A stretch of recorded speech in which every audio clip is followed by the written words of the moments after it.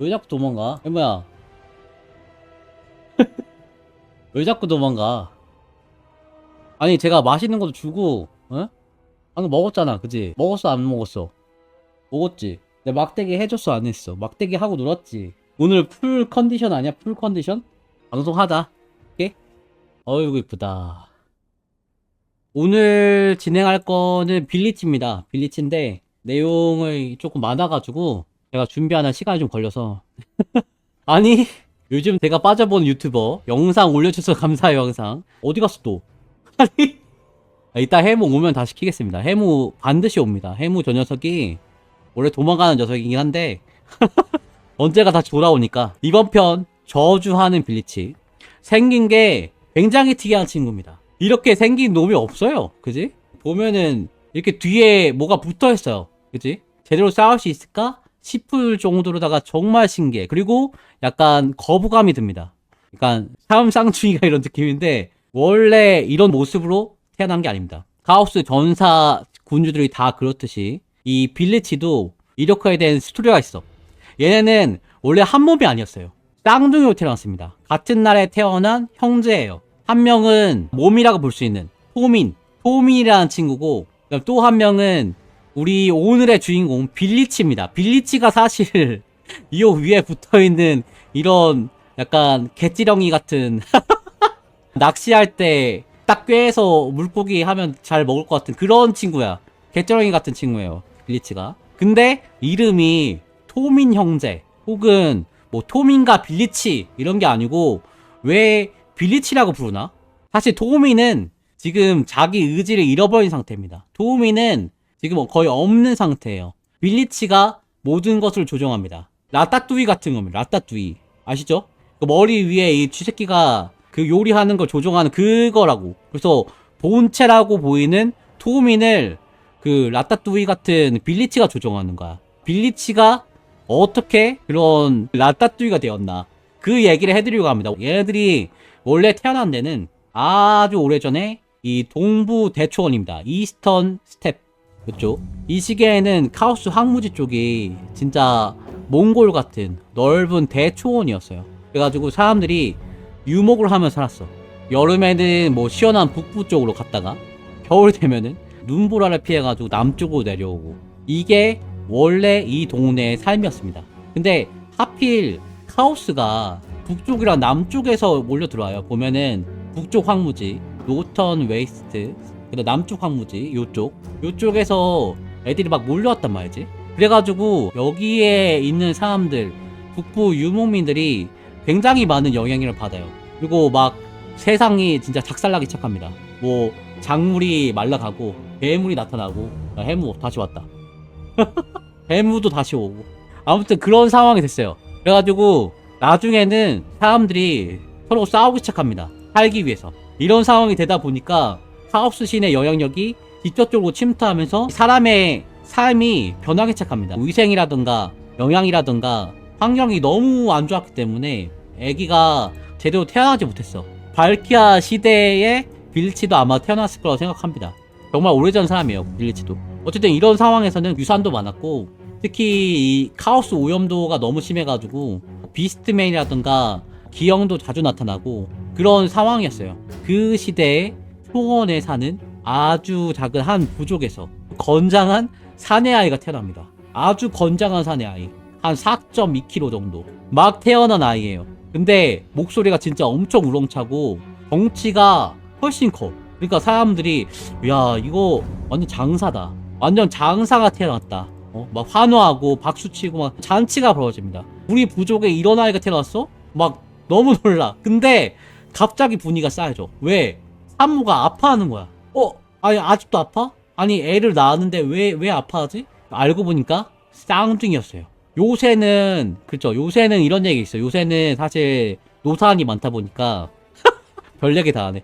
요새는 노산이 많다 보니까 이제 산부인과 가갖고 애기 이렇게 낳으려고 시험관 같은 거 많이 해요. 근데 시험관 같은 거 하면은 일부러 쌍둥이를 이제 낳는 경우가 있습니다. 이게 사람이 조종할 수가 있잖아. 근데 예전에는 쌍둥이를 낳는 게 굉장히 희박한 확률이에요. 난자가 2개가 나와야 돼, 그지? 그리고 산모한테도 굉장히 위험해. 애기 낳다가 그냥 죽어, 쌍둥이면은.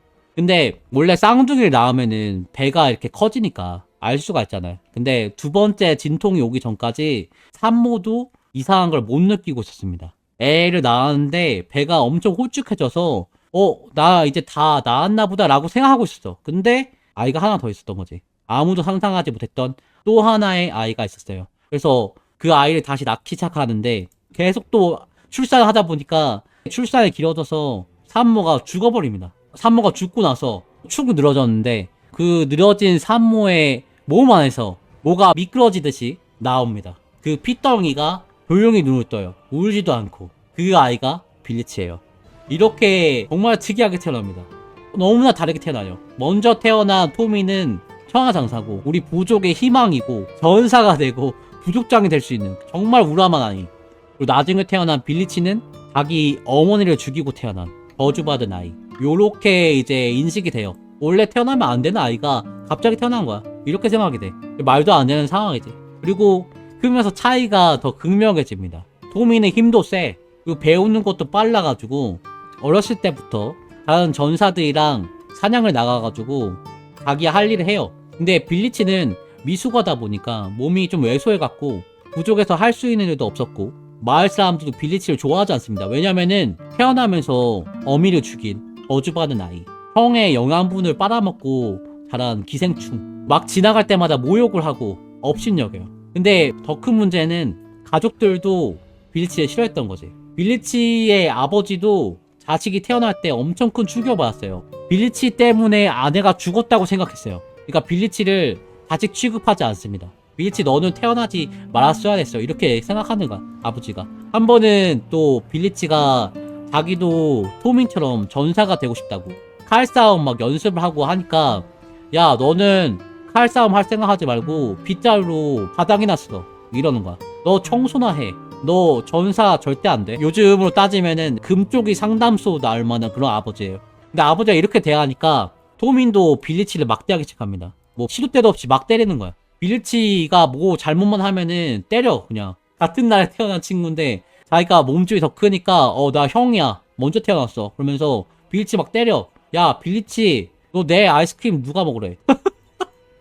야 내가 사놓은 아이스크림 누가 먹으래? 너 죽고 싶어? 야 요플레 누가 먹으래? 야 빌리치, 나 게임할 거야, 비켜. 내가 던파 만렙 찍어놓으라 했지. 너 레버 만화가 뭐 했어? 햄타로를 한다고? 햄타로 그런 게임을 한다고? 대치로 부정적 치킨 이런 걸 왜 해? 뭐 이런 게임을 하고 있어. 그러면서 막 빌리치를 겁나 때리는 거야. 이런 말도 안 되는 이유로, 네, 정말 말도 안 되는 이유죠. 도우민이 빌리치를 막 때립니다. 솔직히 저도 이제 여동생이 있기 때문에 아이스크림 만들어 먹는 건 좀 그렇긴 하죠. 빡치지. 아무튼 뭐 이런 말도 안 되는 이유로 도우민이 빌리치를 때립니다. 근데 아빠는 말리지도 않고 모른 척을 하는 거야. 그러니까 빌리치가 어떻겠어요? 하루하루가 그냥 지옥인 거지. 빌리치는 맨날 그 형한테 맞고 아빠한테 인정도 못 받고 자기가 되고 싶은 뭐 전사 훈련 이런 것도 못 받고 기다리고 있던 햄타로 DLC 막 연기되고 원래 이번 연도 하반기에 나온다고 했는데 진짜 엄청 하반기 막 12월 때 나온다고 그러고 있고, 그런 와중에 부족의 주술사가 집에 찾아옵니다. 빌리치를 데려가겠대요. 뭐 전사는 못하겠지만 주술에 재능이 있을 수도 있다, 내가 한번 가르쳐보겠다 하니까 아버지가 잘됐다고 빌리치를 그냥 넘겨버립니다. 그거 보면서 빌리치는 조금 서운해. 우리 아버지 날 이렇게 버리는 건가?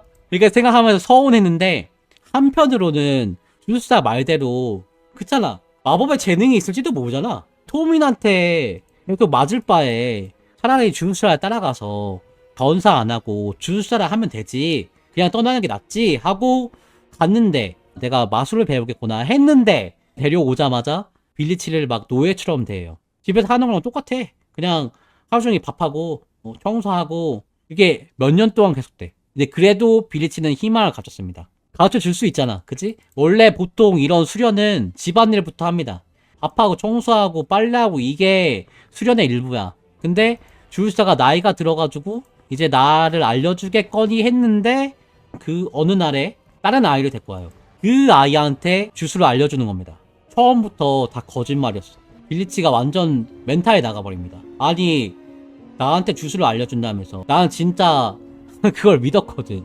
근데 청소, 빨래 이런 거 시키더니 주술을 하나도 안 알려주고 자기가 이제 물려줄 때 되니까 아예 새로운 아이를 데리고 왔다고? 어떻게 그럴 수가 있지? 아, 나는 버려지는 운명이구나. 나는 어머니한테도 버림받고 아버지한테도 버림받고 심지어 주술사한테도 버림받고 그렇구나. 그래서 모든 희망을 포기하고 자기 방으로 돌아오는데 여기서 이제 뭔가 만나게 되죠. 차가운 바람이 불어오더니 목소리가 들려옵니다. 빌리치야, 난 너를 보고 있단다. 너는 운명을 바꿀 수 있는 힘이 있어. 다들 그걸 무서워하기 때문에 너를 억압해왔던 거야. 이제 그 힘을 보여주렴. 너는 이미 답을 알고 있어. 이 소리를 듣고 빌리치가 뭐라 말을 하려고 하니까 순식간에 목소리가 사라져요. 그리고 다음 달부터 생각이 굉장히 많아집니다. 청소하고 빨래하고 집안일을 하면서도 아니 그 목소리는 도대체 뭐였을까? 누가 나한테 그런 말을 했을까? 내가 답을 알고 있다고? 내가 알고 있다는 그 답은 도대체 뭘까? 이렇게 생각이 많아지다 보니까 괜히 멍 때린다고 주술사한테 혼나는데 주술사도 일치가 지금 심란하다는 거를 알고 있었어. 그래가지고 일부러 청소하면서 구경하라고 마법 가르칠 테니까 너가 여기서 청소해 이러면서 이제 보게 해주는 거야. 아마도 예전에 빌리치였다면은 이런 기회라도 진짜 감사해 하면서 걷는질로라도 배우고 싶었겠지. 근데 지금의 빌리치는 달랐어요. 무슨 생각이 드냐? 저놈이 없었으면은 내가 저 자리에 있었을 거고 내가 그 마법을 배웠을 텐데 내가 주술사의 후계자가 됐을 텐데 네가 사는 그 집이 내 집이었어야 해. 막 그렇게 나쁜 생각만 듭니다. 그리고 주술사가 자리를 딱 비우니까 갈등에 시달려요. 아니 내가 아무리 약해도 지금 내가 성인이잖아. 조금만 힘을 쓰면은 저 아이 정도는 어떻게 해버릴 수 있을 것 같거든. 그 목소리가 말한 답이 이걸 얘기한 건가? 하고 걸레질을 하다가 멈추고 가까이 다가갑니다. 주술사가 자리를 비운 틈에. 근데 아무것도 하지 못해요. 차마 아이를 죽이지는 못해. 그래가지고 포기하는데 그때 아이가 혼자서 마법을 시도하는데 갑자기 바람이 샥 하고 불더니 팔에 파란색 불이 붙어요. 그러니까 애가 막 뜨거워하면서 어쩔 줄 몰라 하면서 형 도와주세요 이러는데 이때 빌리치가 망설입니다. 옆에 걸레물 있는 양동이도 있고 도와줄 수도 있는데 몸이 움직이지 않아. 그리고 주술사가 돌아왔고 왜 이러야 하면서 놀랐을 때는 이미 아이가 크게 화상을 입어서 기절하고 팔을 제대로 쓰지 못하는 그런 지경이 됩니다. 완전 페인이 돼. 그러니까 나중에 어떻게 되냐? 어쩔 수 없이 주술사가 빌리치한테 마법을 가르치고 다친 아이가 빌리치처럼 뒤시작거리를 하는 그런 신세가 됩니다. 운명이 뒤바뀌어 버려요. 원래 빌리치가 했던 그 일을 저 아이가 하게 되고 빌리치는 마법을 배우게 된 거야. 그리고 빌리치는 약간 그 목소리에 대해서 신뢰하게 되죠. 그 이후에 빌리치한테 목소리가 더 자주 들려와요. 주술사가 빌리치한테 주문을 알려주면은 목소리가 더 효과적인 방법을 알려줘. 이렇게 하면 돼. 고스트 바둑왕이야. 주술사를 따라가지고 부족회에 가. 다른 부족이 어디서부터 이렇게 쳐들어오는데 어떻게 하면 좋을까요, 주술사님? 이렇게 물어보면은 그 답을 목소리가 알려줘요. 아, 이렇게 해, 이렇게. 더 지혜로운 이야기를 할 수 있게 도와주는 거야. 근데 이게 너무 특출난 거야. 빌리치는 심지어 미래를 보는 것처럼 느껴져. 그러니까 주술사가 빌리치를 멀리하게 착합니다. 빌리치를 무서워해요. 아니, 너 어떻게 알았어, 그걸?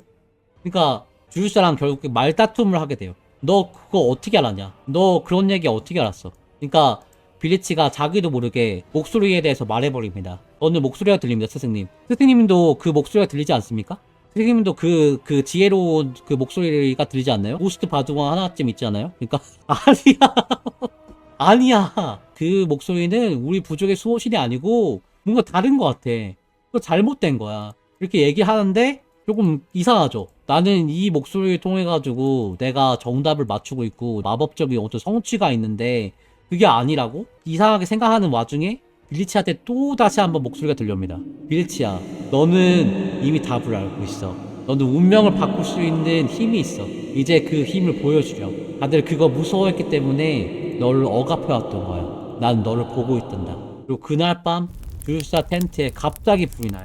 그리고 빌리치만 겨우 빠져나옵니다. 주술사랑 아이는 나오지 못하고 그 텐트에서 죽어요. 그렇게 빌리치가 하루아침에 우주의 유일한 주술사가 됩니다. 완전 출세한 거지. 뭐 인생이 바뀌었어요. 부족잔도 무슨 일이 있으면은 빌리치님 어떻게 됩니까? 이걸 물어봐야 돼. 그러니까 빌리치가 아주 신이 나고 돌아다닙니다. 근데 마을 사람들은 빌리치를 여전히 좋아하지 않아요. 빌리치를 여전히 탐탁치 않게 생각해. 빌리치와 신나서 막 얘기하고 그래도 빌리치를 별로 좋아하지 않아. 빌리치가 뭘 얘기하든 무슨 일을 하든 좋아하지 않아. 빰, 빰, 빰, 빰. 왜 나를 다 안 좋아하지? 내 골반이 멈추지 않는 탓일까? 그러다가 거처가 없어가지고 자기 집으로 다시 돌아가는데 집안 분위기도 굉장히 싸늘해. 여전히 쌍둥이 형 토민이 빌리치를 핫하게 봅니다. 내 머리가 너무 반짝이는 탓일까? 내 골반이 움직이는 탓이 아니고 내 머리가 발작이다. 시간이 지날수록 상황이 점점 나빠져. 부족장이 기분 나쁘다고 나가라 그래. 불사 없어도 되니까 나가 하고 내보내요. 그 마을 사람들은 이렇게 얘기합니다. 빌리치 너 때문에 주술사가 죽었다. 빌리치 네가 죽인 거 아니냐. 빌리치의 운명이 바뀌었다고 생각했는데 바뀌지가 않았어. 그리고 그거를 토민이 알게 되니까 다시 매질이 시작됩니다. 야 이 쓸모없는 놈, 네가 내 형제야? 창피해서 못 살겠다. 차라리 죽어라. 그러니까 빌리치가 이제 어떻게 진짜 울면서 기도를 합니다. 목소리의 주인이시여, 당신은 나에게 운명을 바꿀 힘이 있고 항상 내가 답을 알고 있다고 했지만 그건 다 거짓말이었습니다. 이제는 그 목소리를 들었다는 그 사실조차도 믿을 수가 없습니다. 만약에 아주 만약에 당신이 나를 보고 있는 게 사실이라면 저한테 토민처럼 강한 힘을 주십시오. 그리고 그놈을 제 노예로 만들어 주십시오. 이런 기도를 해요. 그 목소리한테 정말 자기가 기댈 수 있는 마지막 하나, 그 목소리한테 기도를 해. 근데 바뀌지 않아요. 그리고 목소리도 들리지 않아. 결국 빌리치가 완전히 포기해버리는데 카오스의 달이 뜹니다. 오르슬리프 같은 어느 날 밤에 빌리치가 잠에서 깨어나는데 토민의 바로 옆에서 눈을 뜬 거예요. 어떻게 큰일 났어. 내가 진짜 토민 옆에서 자는 거 걸리면은 맞아 죽을 수 있겠다 싶어가지고 화들짝 놀래가지고 몸을 딱 일으키는데 내 몸이 아니고 토민의 몸이 움직이는 거야. What? 내가 일어나는데 토민이 같이 일어나는 거야. 자세히 보니까 내 몸이 토민의 몸에 붙어 있는 거예요. 토민한테 매달려 있어요. 지금의 그런 모습이 된 겁니다. 사실 빌리치의 그 간절한 기도를 젠치가 들었던 거야. 그리고 빌리치의 두 가지 소원을 다 이뤄줬어요. 토민을 빌리치의 의지대로 움직일 수 있으니까 빌리치는 토민처럼 강해진 거고 토민은 빌리치의 노예가 된 거지. 물론 이게 빌리치가 원했던 그림은 아니었겠죠. 젠치의 방식입니다. 카오스의 방식이에요. 뭐 괴물이 된 거지. 그리고 아버지가 빌리치의 모습을 보는데 기겁을 합니다. 아니 아들 둘이 합체를 했어. 근데 잘 보니까 토민이 말을 안 하고 막 침을 질질 흘리고 있고 빌리치는 막 어쩔 줄 모르는 표정으로 쳐다보고 있는 거야. 그러니까 딱 상황을 파악합니다. 아니 불사 돼갖고 왔다고 하더니 지금 형을 밥으로 만들고 네가 뭘 짓을 했구나. 어떻게 된 거냐. 빌리치 이 저주받을 놈아. 이놈의 기어코 네 어미도 모자라. 형제까지 죽이는구나 하면서 무기를 들어가지고 빌리치를 죽이려고 하는데 토민이 아버지를 딱 잡아서 막아버려. 그리고 한 손으로 아버지 목을 졸라서 죽여버립니다. 사실 토민이 죽인 게 아니고 빌리치가 한 거지. 그리고 텐트 밖으로 빌리치가 딱 나오는데 달빛에 뭐 온몸이 초록색으로 비추면서 에너지가 막 흘러 들어오는 걸 느껴요. 진짜 엄청난 마법적인 성취를 이룬 것을 느껴. 그리고 토민도 옆에 있잖아. 그러니까 이 압도적인 힘 그리고 약간 가족으로부터의 해방, 그 해방감에 막 몸을 부들부들 떨다가 막 미친듯이 막 웃기 시작합니다. 마침내 빌리치가 깨달은 거지. 사실 아이가 화상을 입었을 때 아이의 마법 때문에 부작용이 벌어진 게 아니었어. 빌리치가 마법을 쓴 거였어요. 그리고 한밤중에 그 주술사의 텐트에 불이 난 것도 사실 빌리치가 불을 낸 거였어. 그리고 자신은 부정하고 싶었지만 이게 빌리치의 본성이었어요. 그 목소리의 말대로 빌리치는 답을 알고 있었거든. 그리고 목소리는 결정을 하게끔 도와준 것 뿐이었어. 빌리치가 탄생합니다. 이렇게 젠치의 전사로서 이후 마을을 초토화시킵니다. 젠치 그 변화의 불꽃 아시죠? 이걸로 막 사방에 불을 질러버리고 도망쳐 나온 사람들은 목둘러 죽여버려. 그렇게 마을을 초토화시키는 거야. 그리고 다음날 아침에 마을 잿더미가 되고 막 살 타는 냄새가 코를 찌르고 그리고 한가운데 빌리치가 서 있는데 피곤한지 자고 있어요. 그리고 그거를 부족장이랑 전사들이 살아서 지켜보고 있었어. 근데 빌리치가 움직이지 않으니까 부족장이 조용히 뒤로 다가가서 죽이려고 하는데 그 순간 빌치가 눈을 번쩍 뜨더니 뒤돌아서 손을 딱 잡습니다. 자연처럼 한 거지. 그리고 뭐라고 주문을 외우니까 막 움직임이 멈춰버려. 그리고 나머지 전사들이 막 달려드는데 부족장이 막아서더니 오히려 전사들을 공격해요. 이 부족장의 정예 전사들을 부족장이 공격해. 그러니까 토우민처럼 빌리치의 노예가 된 겁니다. 부족장이. 빌리치가 조종한 거지. 그리고 막 전사들을 부상을 입히는데 그 부상 입은 전사들도 빌리치의 수하가 돼버립니다. 그리고 나중에는 그 몸이 괴물처럼 변형이 돼요. 게임에 나오는 버림받은 자처럼 인간의 몸으로 볼 수 없는 인간성을 잃어버린 그런 모습으로 완전히 변형이 돼버립니다. 빌리치의 전사가 된 거지. 최면어플을 이용해서 전사들을 만들었어. 근데 이런 식으로 빌리치가 자기 새를 불러요. 그리고 이렇게 불어난 새로 카오스 황무지 돌아다닙니다. 아주 오랫동안 떠돌아. 그리고 그 몸도 점점 더 악마처럼 변하게 되는데 이렇게 얼마나 많은 시간이 지나는지 모르겠어요, 사실. 이 빌리치의 스토리에 보면은 이렇게 악마적인 혹은 카오스 워리어적인 혹은 이렇게 토민의 몸에 붙은 이런 모습이 된 거가 언제 그렇게 됐는지 자세히 나와 있지 않거든. 근데 확실한 거는 엔드타임 근처에 빌리치가 여전히 활동하는 게 보입니다. 엔드타임 근처인 2515년. 이때 빌리치가 키슬레프에 쳐들어갑니다. 근데 왜 키슬레프에 쳐들어가는지 아무도 알 수가 없어. 뭐 거기 깽판 내고 한 것이 빌리치 자신이 원하는 거라고 생각하고 행동하는 걸 수 있습니다. 근데 사실은 젠치의 계획일 수도 있는 거지. 누구도 빌리치의 그 목적을 알 수가 없습니다. 너무나 변칙적이기 때문에. 젠치 특 뭔지 모르겠어요. 그 이런 비슷한 장면이 아카온이 주인공으로 나오는 아카온 로드 오브 카오스 이 소설에서 빌리치의 모습이 나와요. 블랙 라이브러리에서 2부로 살 수가 있어요. 카오스 워리어 애들은 이렇게 소설이 많아. 아무튼 언제 나타나냐면은 그 빌리치가 모습을 보이고 한 3년 정도 후입니다. 2518년 엔드타임 직전이에요. 아카온이 각성하기 1년 전이면 딱 1년 전. 이때 아카온은 뭘 하고 있었냐면은 아카온은 그 예언에 써진 그 아카온이 아니라는 걸 증명하기 위해서 어쩔 수 없이 그 운명을 따라가게 됩니다. 나는 그 사람이 아닐 거야 라는 걸 증명하기 위해서 예언에 나온 유물들을 모았어야 했어. 그 유물이 6개입니다. 6개의 유물인데 5개를 찾았어요. 한 개가 없는 거야. 그 한 개가 없어가지고 떠돌아다니는데 거의 몇십 년 동안 정말 긴 시간이에요. 그 유물이 뭐냐? 지배의 왕관입니다. 카오스 악마랑 수용자들 위해서 군림하려면 꼭 필요한 전설 아이템 지배의 왕관. 이 아이템이 필요한데 원래는 최초의 에버초준 모르카르가 썼던 왕관입니다. 근데 지그마가 이 모르카르를 이기면서 이 왕관이 말 그대로 사라졌어요. 그러니까 도저히 단서가 없어가지고 아카온이 노스카한테서 배를 뺏어가지고 전 세계를 쑤시고 다니기 시작합니다. 단서를 하나라도 얻기 위해서. 뭐 나가로스 이쪽부터 시작해갖고 아래쪽에 뭐 엘프 식민지 인드 쿠레시 요쪽 지금 햄타로의 지도는 나왔는데 팩션은 없죠. 여기도 쑤시고 다니고 하니까 캐세이에서 이걸 알고 천룡 황제가 함대를 파견해갖고 아카온이랑 막 싸워. 서로 비등비등하게 싸워요. 그러다가 너무 지체되니까 다시 돌아왔죠. 사우스랜드 갔다가 위로 올라가요.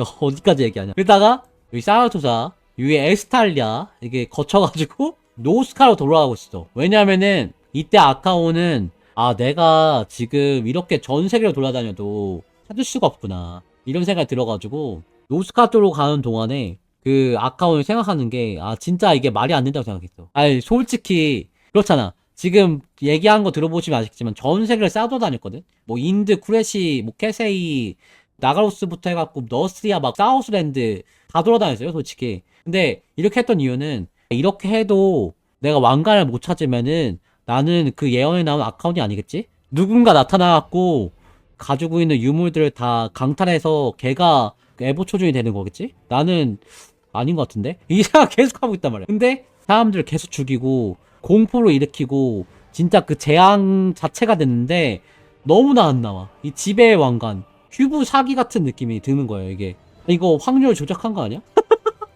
이거 확률 조작해갖고 안 나오는 건가? 하나만 뜨면 되는데 왜 안 나오지 이거? 의심이 돼. 의심이 되는데 확인할 방법이 없어. 계속 캐시를 지를 수밖에 없어. 다음 걸 먹으면 종결이야. 그 동안에 애들 죽이면서 약간 이게 맞나 싶기도 하고 막 굉장히 심적인 고통을 받거든요. 내 이름은 디더리 카스트너인데 사람들이 나를 아카온, 그 예언에 나온 아카온이구나 라고 얘기를 하고 있는데 내가 그거 아니라고 얘기하고 싶은데 아무튼 이런 생각입니다. 그런 아카온이 심적인 고통을 받으면서 브레토니아 근처까지 왔을 때였어요. 근데 해안가에 웬 군함들이 잔뜩 정박해 있어요. 거리를 좀 벌려가지고 북쪽으로 해갖고 쓱 지나가는데 그날 밤에 모르슬리프가 뜹니다. 모르슬리프가 뜨고 갑자기 폭풍우가 몰아치는 거야. 난리가 나요. 내가 막 폭풍에 휘말려갖고 천둥 번개가 치고 파도가 가판 위로 올라와서 아카온 물사대기 때리고 그런 난리통이야. 근데 그 혼란한 상황에 아카온을 부르는 목소리가 들려와요. 이 시끄러운 상황에서 너무나 뚜렷하게 아카온하고 목소리가 들려와. 실제 목소리가 아니야. 텔레파시처럼 아카온의 정신에 침투를 하는 소리가 들려옵니다. 아카온, 나는 그 어떤 것보다도 뒤틀린 진실을 너에게 주겠다. 그리고 저 멀리 망원경으로 딱 보니까 해안에 누가 있어가지고 이제 쉬리안의 눈을 씁니다. 쉬리안의 눈. 이게 뭐 미래도 보고 모든 어떤 진실 같은 걸 보여줍니다. 근데 이걸로 보니까 누가 있냐? 빌리치였어요. 근데 이 빌리치가 젠취 쪽에 카오스 월이잖아요. 근데 이상하게도 벨라코르의 문양을 가지고 있어요. 젠취의 문양 플러스 벨라코르의 문양도 같이 가지고 있어. 그러니까 아카온이 조금 기분이 상합니다. 왜 기분이 상하냐? 아카온은 벨라코르를 엄청 싫어했거든. 벨라코르란 존재 자체를 경멸했어요. 벨라코르 때문에 자기의 인생이 엉망이 된 걸 알고 있는 상태였어요. 근데 그럼에도 불구하고 이놈이 뭘 원하는지 알 수가 없어. 근데 벨라코르 이놈은 계속 아카온을 자기 계획대로 하려고 사람을 보내. 근데 그 사람마다 그게 뭐 오거가 됐든 뭐 악마가 됐든 카오스 워리어가 됐든 그런 사람들마다 다 자기 표식을 박아놔요. 벨라코르의 표식을. 그러니까 벨라코르랑 관계가 돼갖고 아카온한테 다가오는 애들은 이 표식을 숨깁니다. 자기 표식을 숨겨야지 아카온한테 뭐라도 얻어낼 수 있잖아. 벨라코르가 시킨 일을 할 수가 있잖아. 그래서 숨겨요. 혹은 숨기는 신중이라도 해. 근데 빌리치는 그러지 않았어. 대놓고 젠취랑 벨라코르의 표식을 둘 다 박아놨어. 젠취는 카오스 대악마고 벨라코르는 대악마가 되고 싶어 하는 신조차도 되지 못한 그런 카오스 악마 중에 하나예요. 그렇다 보니까 아카온 되게 빡칩니다. 아, 이런 적이 없거든. 야, 내가 우습게 보이냐? 야, 저기 세워. 내렸다 간다. 하고 돛담배를 딱 띄워가지고 상륙을 하려고 해. 근데 한 부하가 말을 겁니다. 아카온님 하고 말을 걸어요. 캐줄라 쉬리안. 아카온의 보물 중에 하나인 쉬리안의 눈의 주인 캐줄라 쉬리안. 이 친구가 이 아카온이 그 유물을 찾으면서 다니는데 그 중에 목숨을 빚져요. 그래가지고 아카온이랑 같이 다니고 있었어. 근데 이놈도 젠취 계열이에요. 하다 보니까 빌리치를 알고 있기 때문에 경고를 해줍니다. 빌리치 저놈은 정말 대단한 마법사고 힘도 셉니다. 그리고 더 중요한 사실은 저놈이 바보가 아니에요. 저놈은 무조건 함정을 팝니다. 저놈은 진짜 믿을 수가 없는 놈이에요. 그러니까 아카온이 아 그래 함정이겠지. 물론 함정이겠지. 저놈은 벨라코르의 표식이 있어. 아마 저놈도 에보초주의 되고 싶은 멍청한 놈일 뿐이야 하면서 시리안의 경고를 이제 물치고 맨몸으로 그냥 상륙을 하게 됩니다. 뭐 벤치는 어차피 변화의 신이고 빌리치는 그 종복이라서 단순한 함정이 아닐 수도 있는데 아카오는 선택지가 없어요. 자기한테 이렇게 찾아오는 거 빌리치가 처음이었거든. 그러니까 빌리치 저놈은 뭔가 있을 수 있다. 그리고 빌리치가 함정이 있다고 하더라도 함정에 내가 걸려서 죽는다 하더라도 그건 그거 나름대로 오케이야. 왜냐면은 내가 죽으면은 아카오는 아닌 거잖아. 이런 마인드로 다녀. 그러니까 아카온이 맨몸으로 빌리치에 대면하는데 이게 정말 말 그대로 속눈제 친거 온 거예요. 그러니까 둘 다 말을 되게 악당처럼 하는데 내용이 진짜 좀 웃깁니다. 되게 간단하게 얘기 드릴게요. 야, 네가 마법으로 폭풍 만들었지? 나한테 관심 끌라고? 그러니까 응. 맞아. 야, 너 벨라크로 표식 있지? 나를 함정에 빠뜨려갖고 내 보물 뺏고 이러려는 거 아니야? 너도 에버추전 될라 그러는 거 아니야? 어떻게 알았어? 내가 계획을 말해줄게. 잘 들어봐. 아니 잠깐. 야 미친 거 아니야? 네가 하는 게 그냥 속임수인 거를 내가 아는데 내가 그냥 하겠어? 내가 바보야? 그러니까 빌리치가 이런 얘기를 합니다. 야, 아카오나 아직도 모르겠니? 야, 진짜 치명적인 거짓말은 언제나 그럴듯한 진실을 위해 만들어진단다. 내 패가 하나도 없으면은 네가 속겠어? 나는 네가 원하는 걸 알고 있어. 너 엑조디아 모으지? 너 엑조디아 모으잖아. 지금 보라색 아이템 6개 모으는데 5개 모았지? 근데 엑조디아 근데 에보 초전 6개잖아.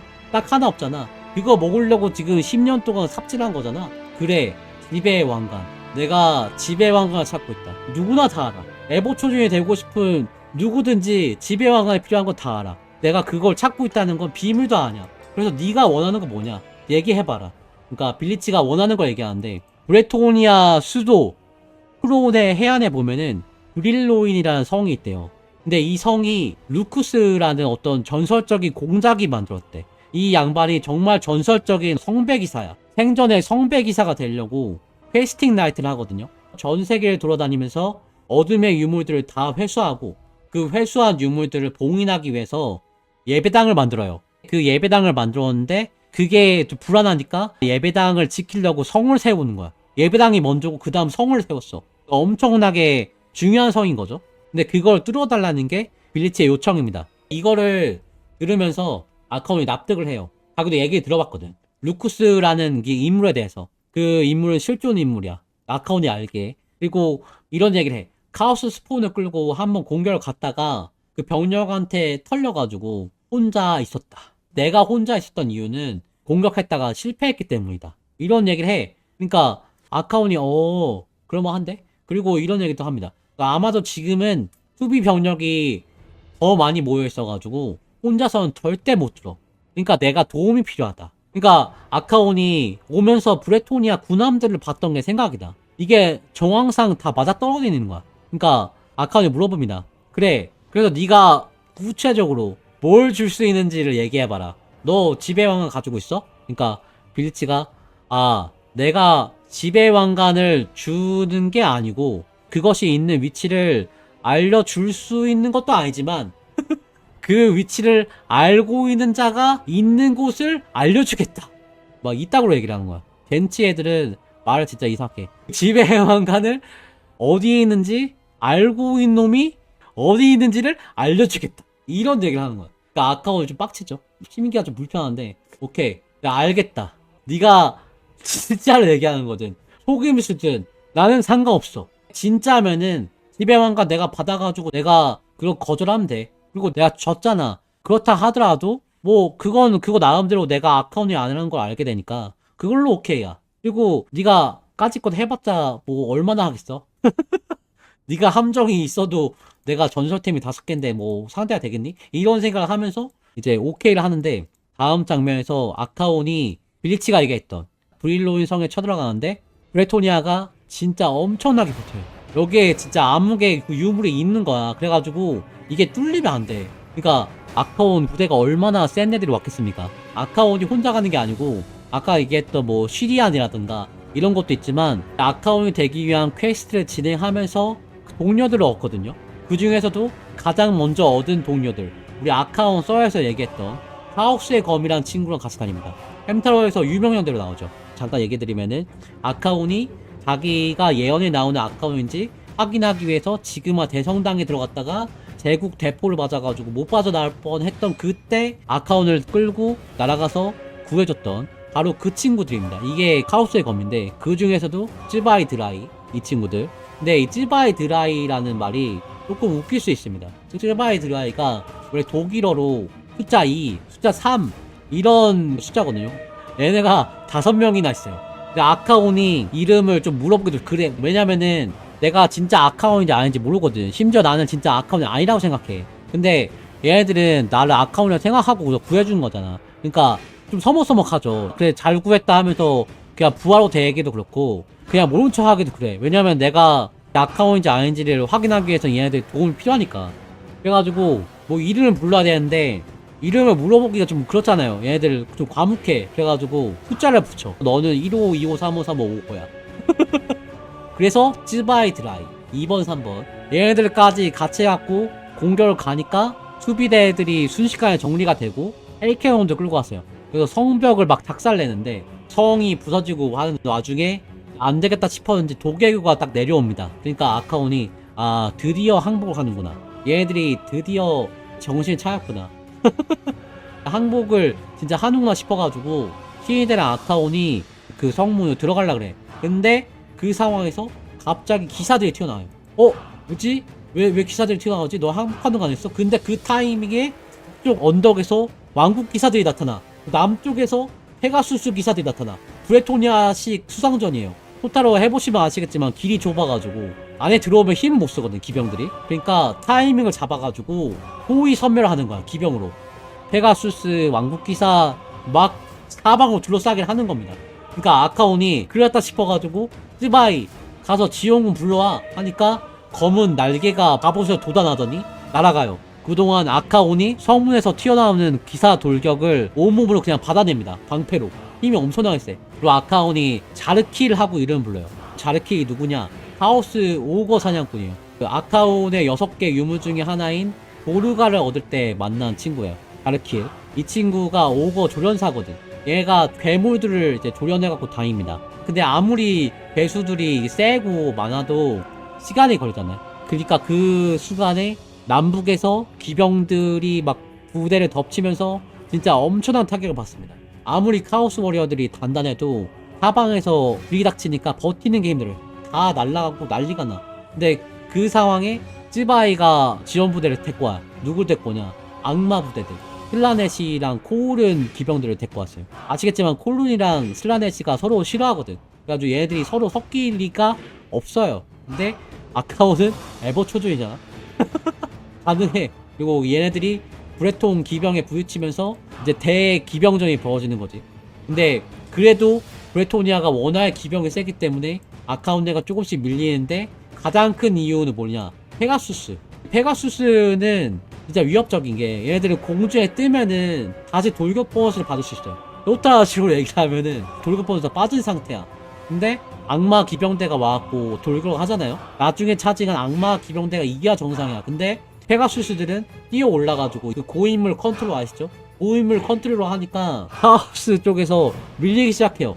페가수스를 어떻게 잡을 수가 없는 거야. 막 돌격 보너스 받고 웅하고 나서 다시 떠버리면은 막을 수가 없어요. 그러니까 아카온이 어떻게 하냐면은 진짜 몸소 점프를 해갖고 페가수스 기사를 잡아. 근데 이게 쉽지가 않아요. 잡다가 막 진흙탕에 넘어져갖고 죽을 뻔하는데 그거를 드라이가 나타나서 아카온 막 구해주고 이런 그림도 나와. 그러니까 아카온이 버블부드를 하는 거죠. 그러다가 여기서 오늘의 주인공 나타납니다. 위리치가 나타나서 주문을 외우니까 이 지팡이에서 번개가 나오더니 페가수스를 다 굽어버려요. 하늘에 떠있는 페가수스들이 다 구조로 떨어져. 그리고 부상자들을 카오스 스폰으로 만들어갖고 지상 전투하는 거 지원해줘.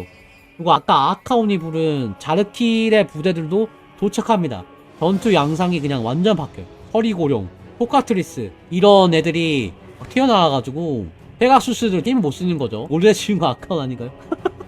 빌리치가 주인공입니다. 아무튼 카오스 거인도 와요. 카오스 거인도 왔고 돌덩이 주워가지고 병사들 작살내는데 브레토니아에서 그걸 잡으려고 성 안에서 투석기를 발사합니다. 보병들 엉켜있고 배수들이 섞여있고 이러는데 그 위로 그냥 투석기를 쏴버려. 약간 스케이븐처럼 쏴요. 그러니까 엄청 큰 돌덩이를 던지니까 우연히 그 중에 한 발이 거인의 머리에 맞아요. 머리에 맞으면서 거인이 성벽에 쓰러지는데 여기서 변수가 있어. 거인이 돌을 들고 있다 보니까 엎어지면서 성벽에 딱 충격이 가요. 성벽이 틈이 생겨.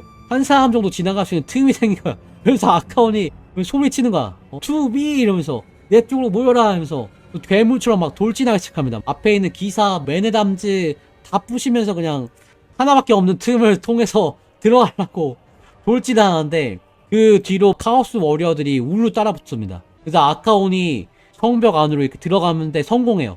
성벽이 뚫렸다.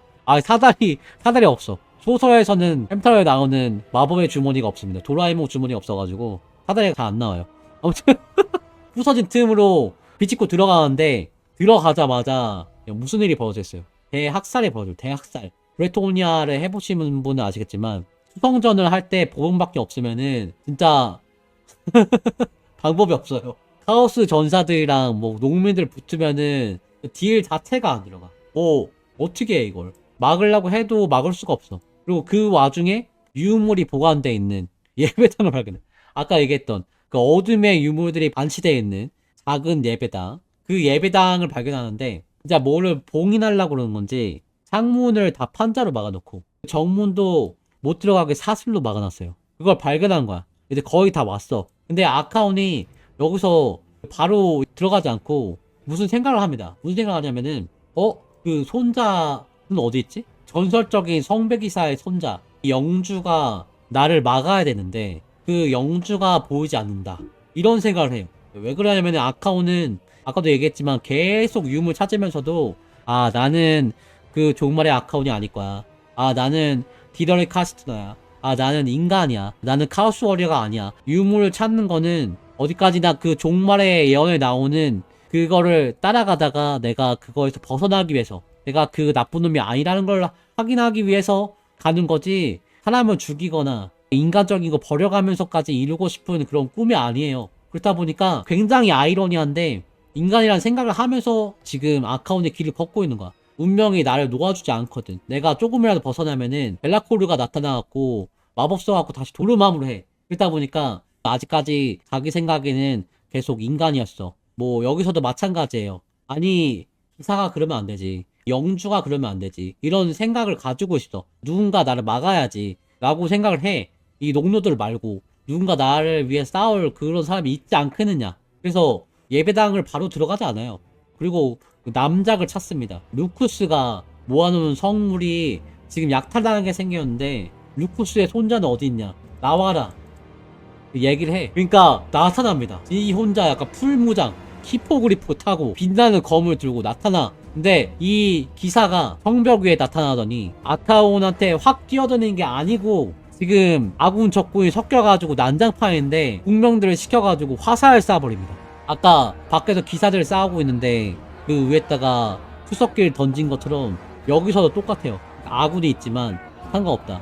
쏴라. 쏴서 공격이 들어가는데 뭐 아카온도 그렇고 심지어 카오스 워리어도 농노 화살로는 잘 안 죽어요.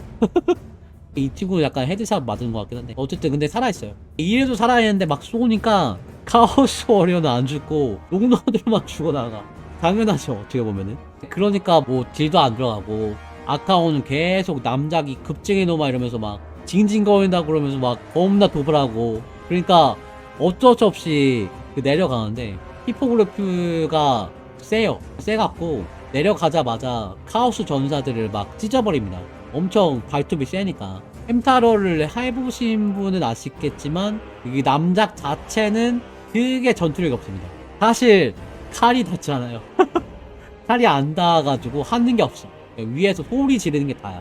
그러니까 아카온이 막 그래 이러면서 착 피해가지고 히포그리프가 치고 빠지게 하는 그 타이밍에 칼을 딱 던져. 그리고 한 손으로 잡아가지고 엄청난 괴력으로 히포그리프를 끌어내립니다 그냥. 그리고 옆에 있던 농민병을 한 손으로 죽여버려. 그 농민병이 들고 있던 창을 꽂아버려요. 그러니까 히포그리프랑 남작이 그냥 박살나버립니다. 하고 방패랑 검을 다시 딱 잡아들어. 근데 그 순간에 쾅 하면서 성벽 한쪽이 터져버려요. 거기서 빌리치랑 오거 자르킬이 들어옵니다. 이제 브레토니아 요새는 끝장났어요. 빌리치, 자르킬 뒤이어서 들어오는 괴수가 누구냐? 슬로터 브루트. 이거 막을 수가 없어요. 보병 가지고 막을 수가 없어. 이 등에 박힌 칼 보이죠? 얘가 맷집 엄청 나왔고 보병들 아무리 둘러싸도 안 뒤집니다. 근데 이때 빌리치랑 아카온의 눈이 딱 마주쳐요. 보병 믹서기 지금 가동 중인데 빌리치가 여기서 마법 쓰고 해갖고 잔당 소탕하면 딱 끝난 거거든. 이미 이 성은 끝장났어. 근데 빌리치가 자르키랑 같이 들어왔단 말이지? 이거 느낌 싸하죠? 이게 무슨 타임이지? 배신 타이밍이야. 바로 빌리치가 딱 칼을 뽑아가지고 앞에 있던 자르킬의 등을 찔러가지고 칼이 자르킬의 등을 그냥 관통합니다. 앞으로 튀어나와요. 그냥 죽어버려. 여기서 자르킬 그냥 리타이어요. 예상 진짜 하나도 빗나가잖아요. 그 모습을 본 브레토니아 병력들도 도망치던 걸 딱 멈춰요. 그리고 빌리치를 바라봅니다. 보이세요? 이 영혼 없는 눈? 갑자기 딱 멈추고 빌리치를 바라봐. 같은 편이랑 싸우니까? 아니 사실 여기 들어와 있던 병사들 중에 일부는 브레토니아의 병사들이 아니고 빌리치 편이에요. 생각해보면은 일반 병사들은 남작이 죽었을 때, 기사들이 다 죽었을 때 이미 도망쳤어야 전상이야. 얘네들은 도망쳐야 돼.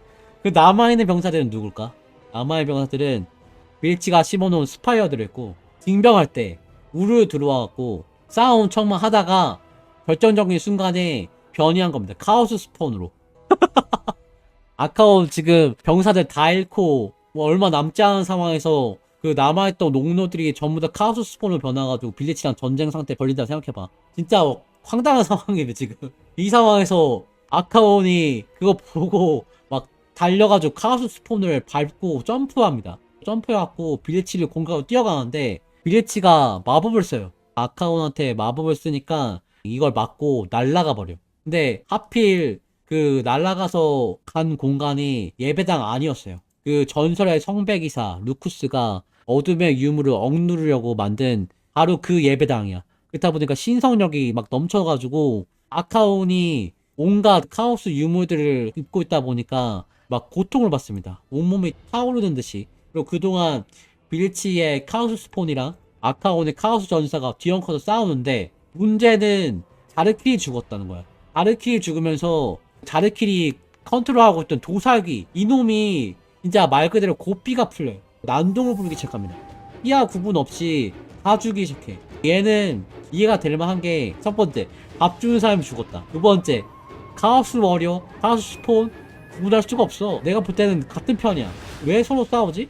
이상해. 그러니까 막 미쳐 날뛰어. 이렇게 된 와중에 드라이가 예배당에서 아카온을 딱 빼내고 도살기랑 1대1 마크를 딱 하고 아카온이 정신 차리고 있는데 아카온을 스폰이 막아서면서 아카온이 도와주지 못해가지고 도살기한테 드라이가 죽게 됩니다. 3호가 이렇게 죽어요.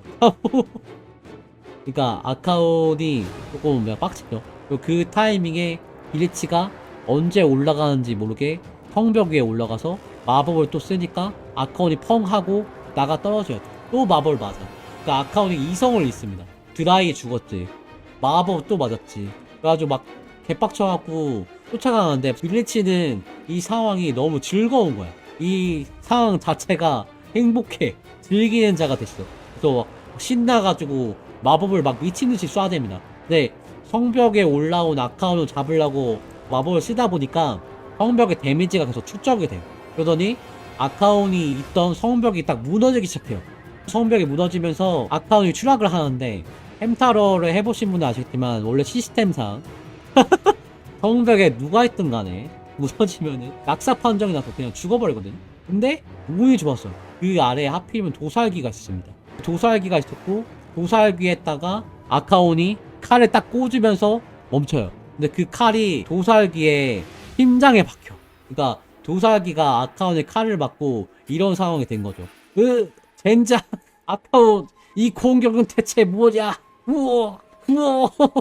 왜 여기서 끝이 아니다. 왕의 사회자의 악마가 들어있어요. 근데 이 악마가 도살기 심장에 박혔잖아요. 그 도살기 생명력을 흡수하면서 업그레이드가 돼. 피가 막 끓어오르면서 증기를 내뿜습니다. 칼에서. 그리고 아카온이 빛을 딱 보는데 이번엔 찌바이랑 싸우고 있어요. 드라이 죽었고 찌바이가 싸우고 있어. 그런 상황에서 찌바이도 이룰 수 없잖아. 그러니까 또 이제 스폰을 막 뚫어가지고 찌바이한테 합류해갖고 아카온이 빌리치 뒤로 딱 돌아가는데 빌리치가 밀리지가 않아요. 앞에서는 투우민이 칼로 찌바이 상대하고 뒤에서는 빌리치가 마법으로 아카온을 상대하고 있는 거야. 근데 이게 그냥 마법이 아니에요. 이 마법이 맞으면은 카오스 스폰으로 변화하는 그런 방선인 거야.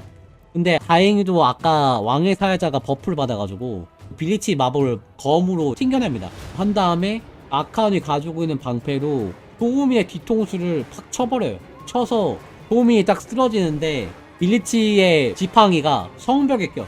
이렇게 되다 보니까 이 지팡이를 빌리치가 딱 뽑아내야 되는데 한 가지 이슈가 있습니다. 팔 좀 봐.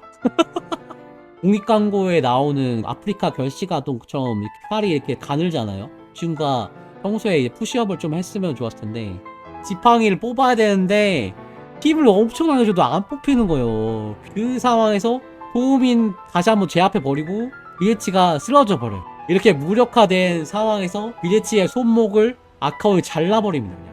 그러니까 아픈지 막 이명을 지면서 욕을 해. 야 이러면서 막 알아들을 수 없는 욕을 해. 그러니까 아카온이 뭐라 그러냐? 징징대지 마라.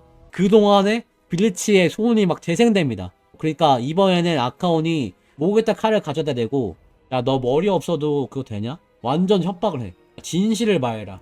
네가 약속했지. 이것의 위치를 아는 자가 있는 곳을 알려주겠다고 이 새끼야. 이제 네 입에서 방금 내가 묻지 않는 말이 나오면은 신들에게 맹세컨대 네 목을 갈라버리겠다. 그러니까 빌리치가 대답합니다. 마지못해 대답합니다. 진짜 죽을 것 같거든. 드레드피크에 있다. 드레드피크 어디 있냐? 그 세상의 끝 산맥이 북부 황무지와 만나는 곳. 우리 햄타러 원투 해보신 분들은 익숙할 겁니다. 드레드피크가 어딘지. 아카온이 뿅 하고 나타나는 데 있잖아요. 거기가 드레드피크예요. 스포일러인데 아카온이 여기서 그 각성을 하거든. 지배의 왕관을 오는 데가 여기야. 그래가지고 여기서 나타난 거예요. 아무튼 이 위치에 있다 라고 얘기를 합니다. 그러니까 아카온이 한 번 더 물어봅니다. 야 누가 나를 기다리고 있지? 그렇게 물으니까 빌리치가 웃기 시작합니다. 그러니까 아카온이 빡쳐가지고 야, 장난치지 마. 그 누구가 누구냐? 얘기해라. 그러니까 빌리치가 낄낄낄 웃더니 대답합니다. 벨라코르. 네, 벨라코르다. 종마의 전조. 정복을 알리는 자. 지배의 운반자. 벨라코르. 지배의 왕관은 벨라코르가 짊어진 짐이다. 오직 그만이 어디 있는지 알고 있지. 결국 벨라코르야. 그러니까 아카온이 표정에 일그러져요. 지금 내가 태어난 것도 이따구로 고생하고 있는 것도 다 벨라코르 때문이고 벨라코르가 계속 유도해갖고 내가 지금 개고생을 하면서 이렇게 유물들을 얻었고 그리고 마지막 유물을 찾으러 가는데 그 마지막 유물을 벨라코르가 가지고 있다고? What? 마지막에 결국 걔한테 가야 된다고? 빌리치 이놈은 그거 알고 실실 웃으면서 지금 나 가지고 논 거 아니야. 그러니까 아카온이 야 너 뭔가 알고 있구나 빌리치. 근데 그게 뭔지 궁금하지 않다. 넌 죽어야겠다 하면서 칼로 찌르는데 아카온이 잠깐 이제 벨라코르 이름 듣고 멍해진 사이에 탈출 마법을 해놨어요. 탈출 마법을 해갖고 빌리치가 뿅 하고 사라집니다. 그리고 아카온이 복잡한 심정으로 최종 보스 벨라코르를 찾아서 황무지로 향하게 되죠. 여기까지가 아카온의 탄생을 다룬 소설 로드 오브 카오스에 나온 빌리치의 행적입니다. 나머지 얘기는 아카온 썰을 보면 나와요. 아카온 썰에 아카온이 벨라코르랑 싸우는 장면이 나오는데 그 장면 직전의 장면이 지금 빌리치랑 나오는 장면이에요. 빌리치가 이렇게 벨라코르한테 협력하는 척하면서 아카온을 죽이려고 자기가 함정을 팠어요. 근데 실패했어. 그리고 아카온은 빌리치한테 받은 정보를 통해 가지고 벨라코르가 어디 있는지 알아냈어요. 근데 이렇게 벨라코르를 만나러 가는 거는 어떻게 보면은 벨라코르 예상이었어요. 벨라코르가 얘기해준 거야 빌리치한테. 야 너 아카온한테 내 위치 절대 얘기하지 마라. 이 얘기하고 가 있었던 거지. 근데 결국에 아카온이 엑조디아의 마지막 6번째 정류장을 얻어가지고 내보 초주이 되는 겁니다. 이게 어떻게 보면 젠취의 어떤 계획이죠. 엔드타임을 출시를 해갖고 빨리 이제 워해머 판타지 9판을 접고 에이지 오브 지그마 모델링을 만들어서 팔아먹으려는 게임즈 워크숍의 계략이었던 거죠. 아무튼 그 빌리치가 좀 이런 캐릭터입니다. 자기 뜻대로 어떻게 뭐 해보려고 하는데 결국에는 젠취 손바닥 아니에요? 어쩔 수 없지. 젠취의 사돈데 어쩌겠어요. 아무튼 이제 엔드타임 얘기를 좀 해드릴게요. 엔드타임에서 어떻게 나오냐? 빌리치 도망가고 아카온이 벨라코르 잡고 어쨌든 에버초즈는 완전히 바뀌어가지고 진짜 그 예언에 나오는 아카온이 돼갖고 키슬레프를 뚫고 내려옵니다. 그 다음 미덴하임을 함락시켜요. 정말 뚫지 못할 것 같은 제국의 최고의 방어 요새 미덴하임 부셔버리고 그 다음 미덴하임 1차 전투 이후에 인간들의 신 울릭 신전을 부시고 거기다가 카오스 재단 겸 왕좌를 만듭니다. 카오스의 왕좌를 만들어요. 정말 말 그대로 봉헌을 하는 거지. 그러니까 카오스 4대 신이 잘했다고 도네이션을 쏩니다. 슈퍼챗을 날려. 잘했습니다. 짝짝짝. 이게 게임에 나오는 신들의 시선 이벤트랑 비슷한데 보내준 게 누구냐? 빌리치예요.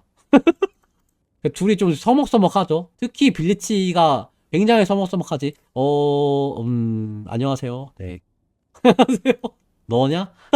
굉장히 서먹서먹한 상황이야. 관등성명 이러면은 빌리치가 병장 빌리치 막 이러는데 보니까 옆에 카이로스가 있어요.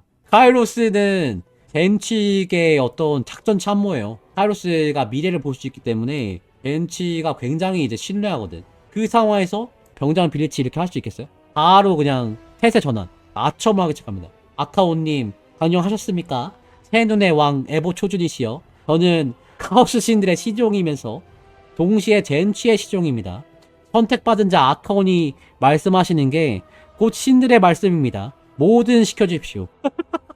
제가 시키도록 하겠습니다. 얘기만 하세요. 바로 아첨 모드 발동. 그러니까 아카온이 기분이 좀 나빴다가 꼬리 내는 거 보고 뭐라 안 하고 바로 명령을 내립니다. 아벨하임으로 가라. 아벨하임으로 가서 칼프란츠가 안 죽게 생포해. 아벨하임에 칼프란츠 있을 거야. 근데 이 얘기는 사실 아카온이 별로 기대를 안 하고 한 얘기예요. 일부러 적당한 상대를 보는 거야. 뭐 이유는 여러 가지가 있겠죠. 사실 아카온은 세계를 멸망시키는 자신을 누가 막아주기를 원했어요. 아직까지도 자기가 예언에 나오는 그 종말 전령이 아니길 바랬어. 지금 카오스 악마가 옆에 서 있는데도 불구하고 조금 많이 나갔긴 했는데 아직도 아니길 바랬어. 그래서 얘가 빌리치랑 같이 싸우고 레벨업 해갖고 나를 막아주지 않을까? 이런 생각도 가지고 있었어. 뭐 빌리치 정도 보내가지고 설마 칼프란츠가 무너지겠어? 지그마 강림할 거 알고 보낸 걸 수도 있어요. 지그마를 불러일으키는데 최적의 재물,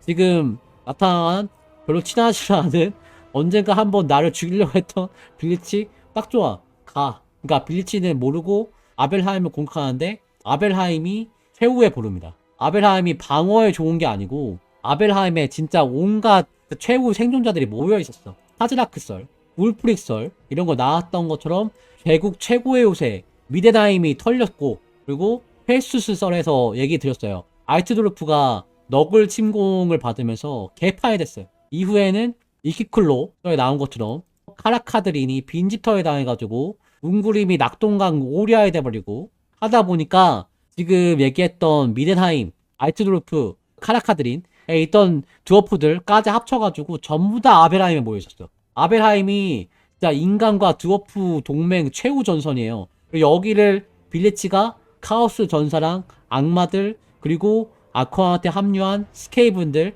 데리고 어떻게든 뚫어야 되는 상황인 겁니다. 아카온 시켰으니까. 또 어떻게 하냐? 처음에는 굉장히 머리를 잘 써. 스케이븐들 먼저 보내가지고 탄환 빼고 힘 빼고 그 다음에 이제 진입하는 거예요. 카오스 워이랑 같이 성벽 뚫고 들어가서 몰수함 붙이고 좀 잘 싸운 정예들 있다 한 경우에는 자기가 마법을 써갖고 카오스 스포온으로 만들어버립니다. 카오스 스포온으로 만들어 버리면은 정예병들은 힘을 못 쓰니까 괜찮은 전략이지. 죽어가는 이 친구들도 사실 다 살고 싶은 의지가 있거든.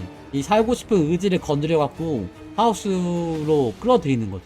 그러니까 카오스 스폰이 엄청 불어나왔고 할프한트랑 웅그림이랑 엄청 힘들어합니다. 아니 번거리 공격은 지금 스케이븐 때문에 거의 무용지물이 됐고, 이 상황에서 보루 싸움 카오스 워리어한테 밀리고 정예부대로 잡으려 했더니 정예부대는 카오스 스폰이 되는 거야. 어떻게 지금 거의 망하는 상황이야. 그래서 아벨하임이 진짜 함락 직전인 상황이 되는데 이 동시대에 또 무슨 일이 일어나냐. 우라티 썰 마지막에 나온 마법의 회오리의 붕괴가 딱 이 타이밍에 일어납니다. 마법의 회오리 잠깐 설명드리면은 카오스 1차 침공 이후에 카오스를 억제하려고 하이에프들이 각 원소별로 뭐 대정령 같은 그런 친구들을 한 곳에 모아가지고 전 세계의 마법 에너지가 그냥 통과하게끔 만든 약간 배수구에 올드월드 배수구를 만든 건데, 엘프 내전 중에 이걸 건드리거든요. 모라티 썰, 뭐 알리스 아날 썰 이런 거 보면 나옵니다. 근데 거기서 회오리가 붕괴되면서 여기 모여있던 로어들, 아까 얘기했던 약간 대정령 같은 친구들이 세계 곳곳에 흩어지기 시작합니다. 근데 이 친구들이 총 8개거든요. 이 8개의 로어가 의지가 있어요. 이 세계가 망하는 거를 원하지 않아. 그렇다 보니까 각자 자기의 방식대로 자기를 대신할 그런 화신들을 만들어갖고 이 세계 멸망에 대응을 하는데, 그때 튀어나간 로어 중에 무려 2개가 아벨하임에 오면서 팔판츠가 천상학파의 화신이 되고, 그리고 웅그림은 화영학파의 화신이 돼갖고 빌리치 부대들을 작살내기 시작합니다. 갑자기 얘네들이 신같은 힘을 얻은 거야. 거의 카오스 스폰 믹서기가 된 거야, 2마리가. 그러니까 결국 빌리치가 나아가질 못합니다. 어떻게 이겼어요? 갑자기 화신 2명이 생겼는데. 그래서 후퇴하고 재정비를 하는데 이 다음부터는 뚫을 수가 없어요. 진짜 믹서기. 이 다음부터는 뭐 뚫을 수가 없어. 데스클로도 세잖아. 데스클로도 센데 왜 뚫을 수가 없냐면은 여기 있던 애완인간이 마법을 쓰기 시작합니다. 제국의 황제 데스클로의 뒤에 타고 있는데 얘가 원래는 별일 안 하거든요. 얘도 원래 소리만 지르는 애예요. 원래 소리만 지르는 애가 소리를 지르면은 천상아파 마법이 나가는 거야. 그러니까 공성전을 계속해도 뚫을 수가 없어.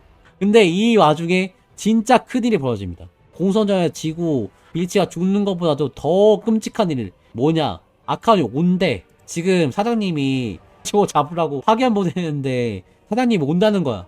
성과가 전혀 없어요. 아카운트에 죽을 수도 있어. 진짜 물리적으로 잘릴 수가 있어. 왜냐면은 이때쯤에 무슨 일이 일어나냐, 카이로스 페이트 위버가 입을 잘못 눌려가지고 안 될걸? 야 너 실패할걸 이러면서 계속 심기를 거느리니까 아카운트에 숙청당합니다. 아마도 카이로스가 미래를 보다 보니까 아카운의 의도를 읽었나봐요. 그러다 보니까 아카운한테 이런 얘기 합니다. 개인적인 욕망을 채우지 마라. 네 개인적인 욕망 안 될 거다. 그런 소리를 해. 그러니까 아카운 입장에서 짜증나요. 내가 이거 다 끝내고 싶어가지고 세상을 멸망시키려고 그러는데 너가 그걸 봤구나. 입막음도 시킬 겸 약해진 카이로스를 죽여요. 그리고 카이로스의 힘을 제물로 써갖고 카반다라는 친구를 소환합니다. 이 친구는 콜은 고위 악마 중에서도 굉장히 지위가 높은 친구. 나중에 콜은 DLC 추가될 수 있을 만한 친구. 코 사장 밑에서 일하는 약간 상무이사. 얘에 비하면 스카브랜드는 한번 회사에 잘렸다가 다시 재입사한 약간 과장 같은 느낌. 근데 과장님인데 승진을 못하는 친구. 아무튼 카이로스가 죽었어요. 작전 참모가. 그리고 빌리치는 자기 미우털 박혀있고 위에 백도 사라졌지. 근데 이 상황에서 아카운을 시키는 일을 못했다? 나가리입니다. 완전 나가리에요. 그런 상황이다 보니까 아 이거 안 된다. 이거 코른 애들 와갖고 아무것도 못하면 진짜 끝장이다. 그래서 마음이 엄청 조급해져갖고 특단의 수를 씁니다. 진짜 하면 안 되는데 뭐냐면은 카오스 차원문을 열어요. 차원문을 열어가지고 젠치 차원에 있는 악마들을 소환하려고 하는 거야. 근데 이게 굉장히 어려운 의식이에요. 이거 하다가 죽을 수도 있는 의식이고 이거 하려고 헬수스는 진짜 오랫동안 하수구에서 먹고 자고 하면서 모텔도 없이 출장비도 못 받고 또 틈틈이 알트드로프 시내 그 두건 쓰고 날아가가지고 씨앗 뿌리고 이거 돌아다니고 이 밑작업을 엄청나게 해갖고 그래서 너굴의 카오스 영역이 온 거였는데 이거를 지금 빌리치가 억지로 마법을 써서 열려고 하는 겁니다. 그러니까 쉽지 않지. 근데 그거를 칼프한치가 보고 있어. 인생을 건 영끌 이벤트 하고 있는데 칼프한치가 보고 있어요. 뭐 하는 거지? 쟤 저기서 뻘짓거리 하는데 공성부대가 고립됐잖아? 또 멀리 보니까 아카온 병력에 헬케논 같은 게 없어요. 발키아도 그렇고 카반다도 그렇고 골곤이고 뭐 카오스 재단이고 스카브러스 레츠고 여기 우리 코브이까지 해갖고 다 오는데 공성병기가 없는 거야. 이거 공성병기 잡으면 얘네들 낙동은 오래 하는데? 얘네들 못 들어오겠는데? 생각이 딱 드는 거야. 그러니까 칼프한츠가 공성병기를 부셔. 공성병기 부시고 뭘 하냐? 이때 칼프한츠는 화신이기 때문에 얘가 그냥 애완 동물이 아니에요. 토템 역할을 하는 게 아니고 마법을 쓴단 말이지. 그래서 무슨 마법을 쓰냐? 포탈을 여는데 그 포탈에 제국기사들이랑 라이스가들이 와갖고 소환의식을 지금 하고 있는데 게임판 하나 쳐갖고 빌리치가 난리가 나고 공성병기 다 부서지고 하는데 빌리치는 오히려 막 웃습니다. 아 잘됐다. 오히려 잘됐다. 내가 지금 칼프한치가 올 건지 전혀 예상하지 못했지만 사실 이건 함정이었어. 내가 올 줄 알았어. 칼프한치 잡으면 땡이지. 아카운이 나한테 명령했던 거 칼프한치 잡으라는 거였어. 생포만 하면 돼. 공성 개나 줘. 이거는 기습이야. 기습 당했으면서 긍정회로 갑자기 막 겁나 들어가. 지금 빌리치 웃고 있죠. 행복을 겁나 돌리고 있는데 칼프한치 혼자 온 게 아니었어요. 누구랑 왔냐? 루드비 슈퍼첼름. 그 발키아 썰에 나왔습니다. 발키아 썰에서도 이런 얘기 했어요. 순간이동 해갖고 공성병기 부시고 왔다고. 발키아 썰이 이 다음이거든요. 어쨌든 이 루드비 슈퍼첼름이 되게 무서운 친구입니다. 카오스 기사들이 돌격하는데 바닥에서 굴러가지고 다 피하고 하는 북부춤 할아버지. 이분이 같이 왔다 보니까 일치 부대가 칼파츠 잡으려고 그래도 잡을 수가 없어요.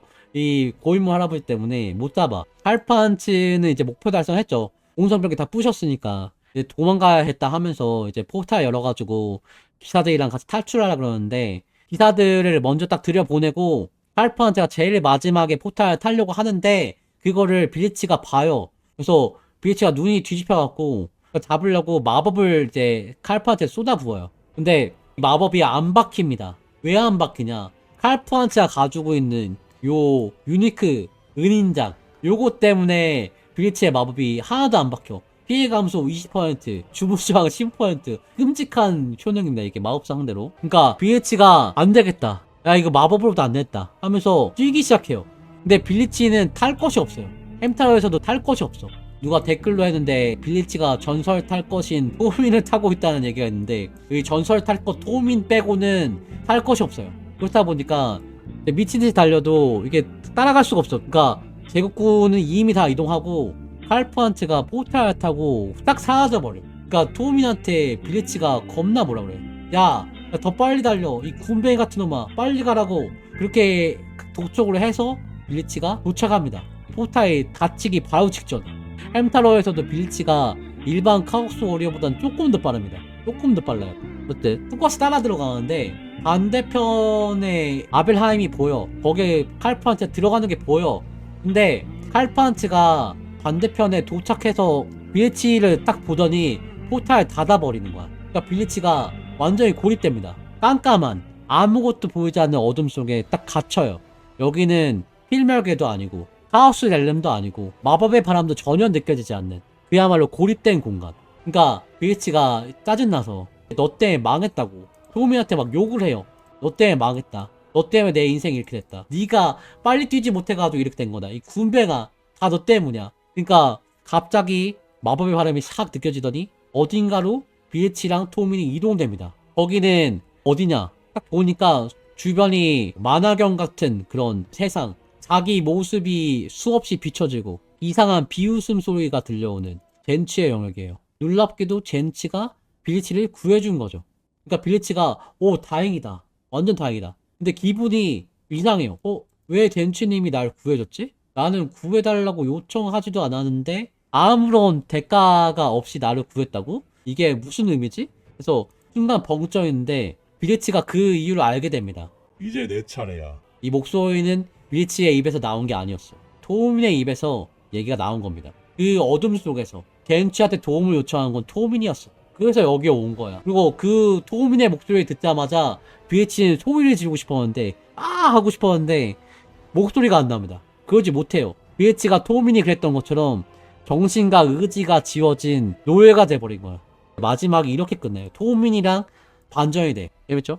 저주받은 아이로 태어나서 힘든 시기를 겪으면서 카오스에 물들게 되고 젠치가 결국 운명을 바꿔줬지만 마지막엔 또 한 번 정말 최악의 운명을 바뀌어버린 거. 다시 빌리치의 차례가 오기까지 얼마나 더 많은 시간이 걸릴지 알 수가 없습니다. 그리고 토민도 젠치의 장기말로 활용될지 모르죠. 근데 확실한 거는 고통스러울 거라는 거죠. 이제 내 차례야 라는 얘기를 했다는 거는 지금까지는 내 차례가 아니라는 얘기거든요. 이제 내 차례다 이런 얘기거든. 다시 말해서 토미는 그동안 자기 의지가 없었던 거지 기억이라든가 생각을 다 하고 있었다는 겁니다. 이제 빌리치는 그냥 지읒된 겁니다.